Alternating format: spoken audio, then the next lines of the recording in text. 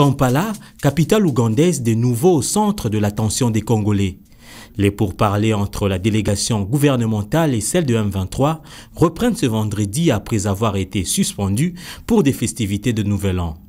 En dépit des blocages qui ont caractérisé la première phase, l'Union africaine croit à une issue heureuse de ces travaux. L'Union africaine est représentée à ces discussions, à ce dialogue qui est facilité par la République d'Ouganda.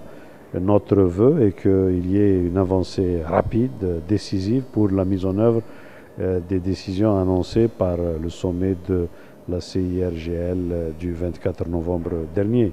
Si cette organisation continentale se permet de voir l'avenir reluisant, les politiques congolais, eux, ne s'accordent pas encore sur la suite à donner aux pourparlers.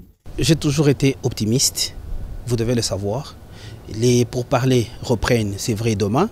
Mais vous devez aussi savoir que ces pourparlers ne vont plus continuer à Kampala. Les pourparlers vont maintenant du côté du Congo-Brazza.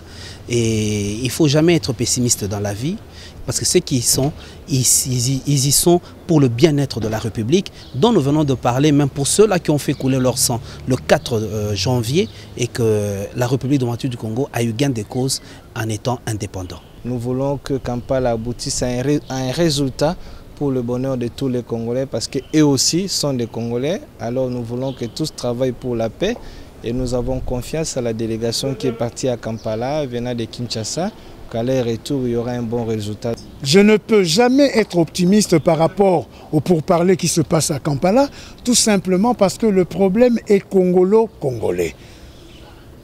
De un.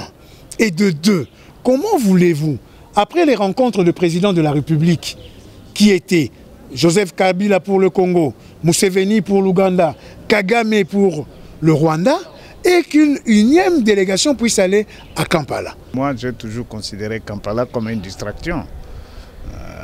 Le problème, quand le chef de l'État parlait de concertation, je crois qu'il ne fait pas allusion à Kampala. C'est là où un dialogue inclusif. Et je dis que Kampala, c'est une affaire intérieure à la majorité présidentielle. Il se règle des coups intérieurs. Mais je crois que là où toutes les forces vives de la nation politique, du côté de la majorité de l'opposition et de la société civile se retrouveront, c'est dans le cadre des concertations. Qu'à cela ne tienne, les deux parties au conflit n'ont pas de choix. Elles doivent oublier leurs égos pour privilégier l'intérêt général pour une issue heureuse de ces pourparlers.